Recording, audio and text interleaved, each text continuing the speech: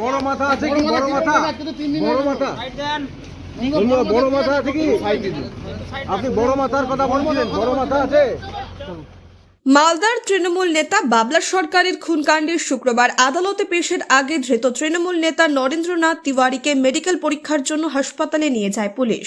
খুনের ঘটনায় ধৃত নরেন্দ্রনাথ তিওয়ারি ও স্বপন শর্মাকে 3 দিন পর আবার আদালতে তোলার জন্য পুলিশ প্রয়োজনীয় ব্যবস্থা গ্রহণ করে, যদিও সংবাদ মাধ্যমের সামনে এদিন মুখ খোলেননি তারা।